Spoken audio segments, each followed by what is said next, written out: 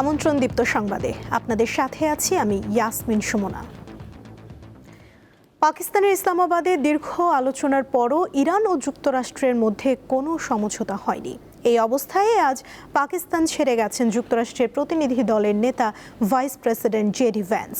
তিনি বলেছেন, সমঝোতা না হওয়া যুক্তরাষ্ট্রের চেয়ে ইরানের জন্য অনেক বড় দুঃসংবাদ।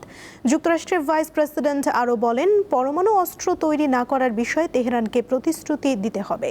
ইরান অবশ্য বলেছে, যুক্তরাষ্ট্রকে অতিমাত্রায় দাবি থেকে বিরত থাকা উচিত। পাকিস্তানের মধ্যস্থতায় গতকাল সন্ধ্যায় ইসলামাবাদে মধ্যপ্রাচ্যে স্থায়ীভাবে যুদ্ধ বন্ধের লক্ষ্যে ইরান ও যুক্তরাষ্ট্রের প্রতিনিধিদের মধ্যে বৈঠক শুরু হয়। রাতভর চলে আলোচনা, কিন্তু কোনো সমঝোতা হয়নি।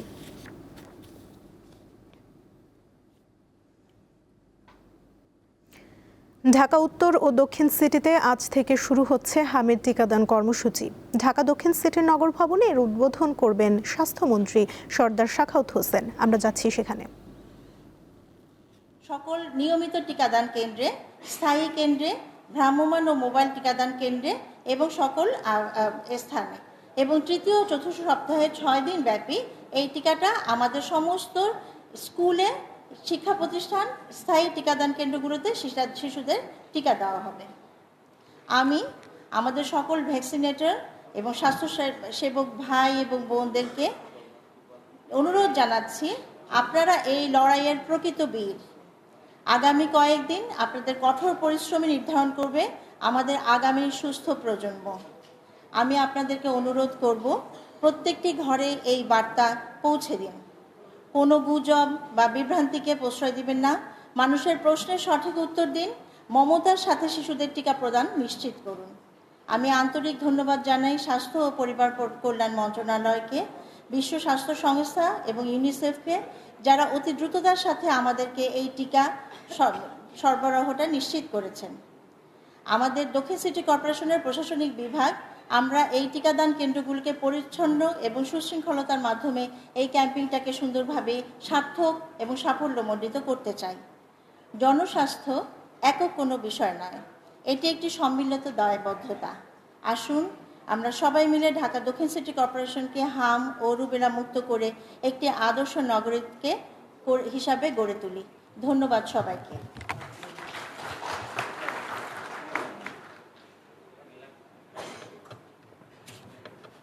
ধন্যবাদ প্রধান স্বাস্থ্য কর্মকর্তাকে স্বাগত বক্তব্যের জন্য। এবার উপস্থাপনার পালা। প্রথমে উপস্থাপনায় আসছেন ডাক্তার। দেশের বিভিন্ন হাসপাতালে হাম ও হামের উপসর্গ নিয়ে প্রতিদিন অসংখ্য রোগী ভর্তি হচ্ছে। রোগীর চাপ সামলাতে হিমশিম খাচ্ছেন চিকিৎসক ও নার্সরা। এ বিষয়ে জানাতে রাজধানীর শ্যামলীর শিশু হাসপাতাল থেকে যোগ দিচ্ছেন সহকর্মী স্বস্তিকা সিংহ। স্বস্তিকা, হামে আক্রান্ত রোগীর চাপ চিকিৎসকরা কতটা মোকাবিলা করতে পারছেন, বিস্তারিত জানাবেন।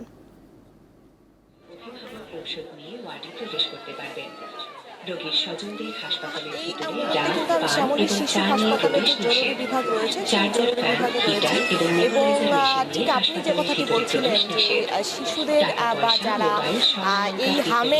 যারা এই হামের উপসর্গ নিয়ে আসছেন তাদের যে চিত্র, সেই চিত্রটি আমি একটু দেখানোর চেষ্টা করছি আমার ক্যামেরার মাধ্যমে। এখানে আসলে রোগীদের চাপ সামলানো এবং সকাল 7টা থেকেই কিন্তু রোগীদের এই যে সেবা দানের যে বিষয় বা যারা এখানে ভর্তি রয়েছে তাদের সাথে দেখা করা এবং যাবতীয় যে বিষয়গুলো, সেই বিষয়গুলো কিন্তু সকাল 7টা থেকে শুরু হয় এবং 7টার পর থেকেই কিন্তু এখানে যে সেবার যে বিষয়টি রয়েছে সেই বিষয়টি শুরু হচ্ছে।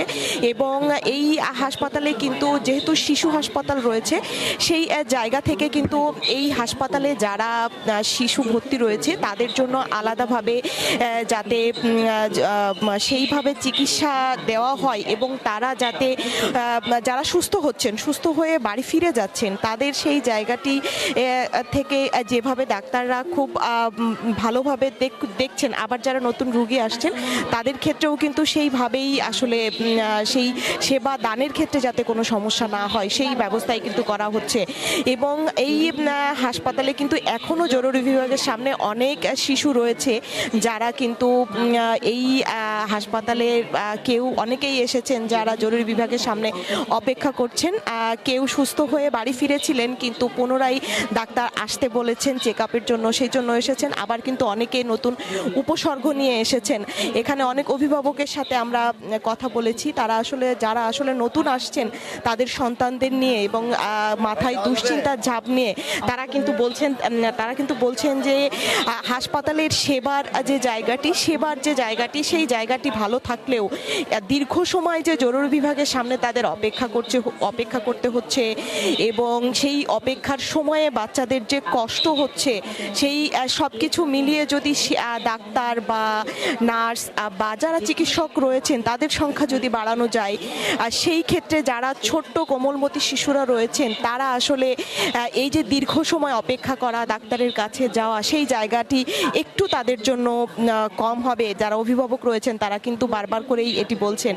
এবং ঠিক এই রাজধানীর শ্যামলী শিশু হাসপাতাল বা এই শিশু হাসপাতালটি যেহেতু শিশুদের জন্য, সেই জায়গা থেকে কিন্তু এখানে যারা চিকিৎসকেরা রয়েছেন তাদের সংখ্যা বাড়ানো এবং তাদের সেবাদানের যে বিষয়টি, সেই বিষয়টির দিকে আরও নজরদারি যাতে দেয়, সেই জায়গা থেকে কিন্তু অভিভাবকরা বারবার করে আসলে বলছেন। এবং যারা এখানে ভর্তি রয়েছেন তারা সুষ্ঠু এবং স্বাভাবিক পরিবেশের মধ্য দিয়ে সেবা পাচ্ছেন, সেই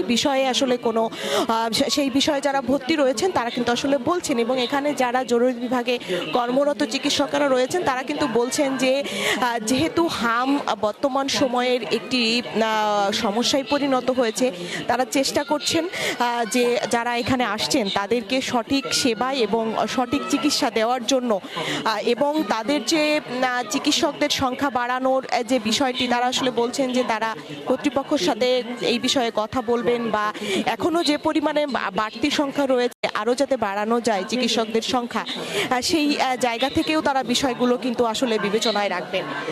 এবং আপনাকে একটু জানিয়ে রাখি, গত 24 ঘন্টায় কিন্তু ঢাকা বিভাগে হামে আক্রান্ত হয়ে একজন শিশু মারা গিয়েছে এবং সেই সময়ে কিন্তু সিলেট বিভাগেও এই হামের যে সন্দেহজনক যে অবস্থান রয়েছে, সিলেটেও কিন্তু গতকাল একজন মারা গিয়েছে এবং রাজশাহীতেও কিন্তু হামের যে প্রাদুর্ভাব রয়েছে সেটি কিন্তু বাড়তি রয়েছে।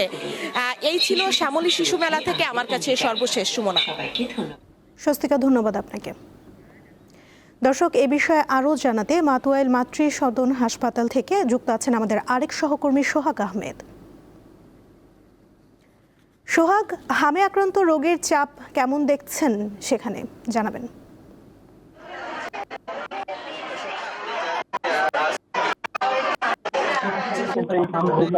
কার্যক্রম সরকার শুরু করেছে, যেটি হচ্ছে ঢাকা উত্তর এবং দক্ষিণ সিটি কর্পোরেশনে। আমি ঢাকা কর্পোরেশনে মা ও শিশু হাসপাতালে অবস্থান করছি। আপনি দেখছেন যে আসলে আমার পিছনে অনেক শিশু এবং তার পরিবাররা কিন্তু আসছেন ওই মাতৃ সদনে কিন্তু টিকা দেওয়ার জন্য। তো এই বছর কিন্তু আপনার 6 মাস থেকে প্রায় 5 বছর বয়সী 12,19,957 শিশুকে কিন্তু টিকা দেওয়ার জন্য নির্ধারণ করেছে স্বাস্থ্য মন্ত্রণালয়। তো সকাল প্রচুরভাবে আপনার লাইনে দাঁড়িয়ে আছে এবং ভিতরে আমি রোজিনা আক্তার যে হেলথ ইন্সপেক্টর তার সঙ্গে কিন্তু কথা বলেছি। তিনি বলেছেন যে আসলে সরকার থেকে মোট 14 দিন এই টিকা দেওয়ার কথা বলা হয়েছে এবং প্রতিদিন যে সরকারের যে টাইম অর্থাৎ সময় অনুযায়ী যত শিশু আসবে সকল শিশু এই টিকার আওতায় আসবে এবং এক নাগাড়ে কিন্তু এই টিকা সরকারি প্রতিদিন এই টিকার কাছে এই মুহূর্তে 4000 দেওয়ার মতো টিকা এসেছে এবং এটি শেষ হয়ে গেলে আবারও টিকা আসবে, অর্থাৎ 14 দিন যত শিশু আছে তাদের সকলকেই এই টিকা দেওয়া হবে। অর্থাৎ আমি জিজ্ঞেস করেছিলাম যে আসলে যারা সর্দি কাশি বা অসুস্থ আছে সে সকল শিশুদেরকে এই টিকা দেওয়া যাবে কিনা। তিনি আমাদেরকে জানিয়েছেন যে সকল শিশুদের সর্দি কাশি বা ঠান্ডাজনিত অসুস্থ রয়েছে সে সকল শিশুদেরকে টিকা দেওয়া যাবে না। তো এবং অন্যান্য জায়গা থেকে যখন টিকা নিয়েছে এখান থেকেও কিন্তু তারা আবার টিকা নিতে পারবেন বলে জানিয়েছেন। আপনি দেখছেন যে আসলে এখানে কাজ করছে এবং প্রচুরভাবে চাপ রয়েছে। আমরা ভিতরের অবস্থা দেখি যে আসলে বাচ্চাদেরকে কিভাবে টিকা দেওয়া হচ্ছে। আমরা একটু কাছ থেকে যদি দেখাতে চাই, যে আসলে এখানে পর্যাপ্ত পরিমাণে টিকা রাখার জন্য যে সমস্ত বিষয় রয়েছে,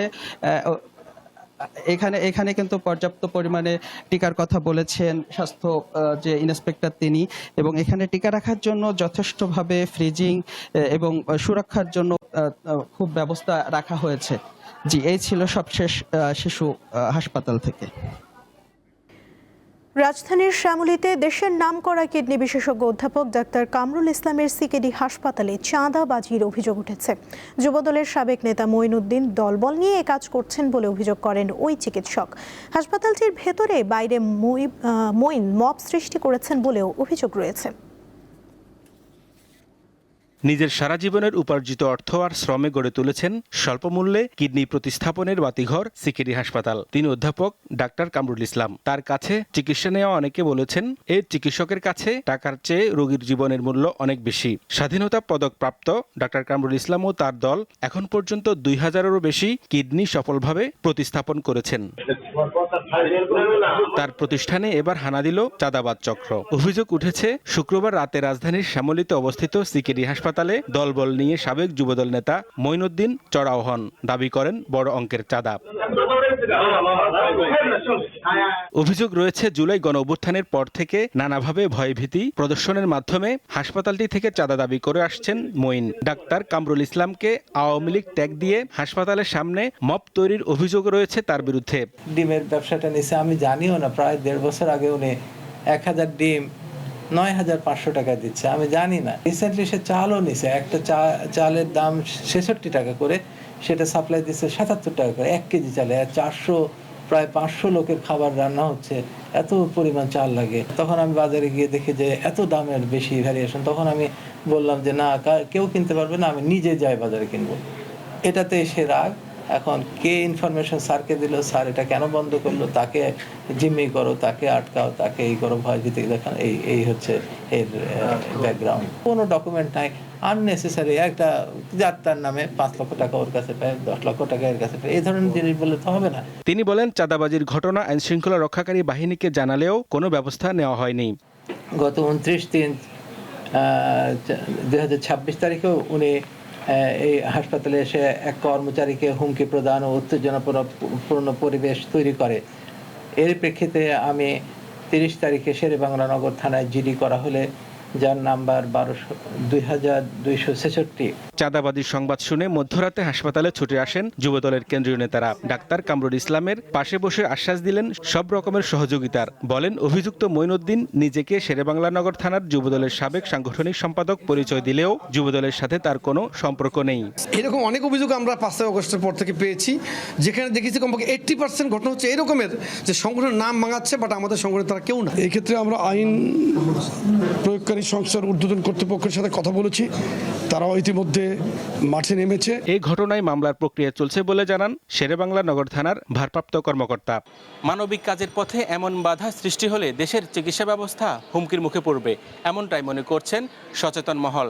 তবে এখন দেখার বিষয়, প্রশাসন এই চাঁদাবাজ চক্রের বিরুদ্ধে কতটা কঠোর ব্যবস্থা নেয়। হেদায়েতুল্লাহ সীমান্ত, দীপ্ত সংবাদ, ঢাকা। এই ছিল এখনকার মতো। পরবর্তী সংবাদ বেলা 12টায় দেখার আমন্ত্রণ রইল। এছাড়া আরও তথ্য পেতে যুক্ত থাকুন দীপ্ত ডিজিটাল প্ল্যাটফর্মের সাথে। ধন্যবাদ সবাইকে।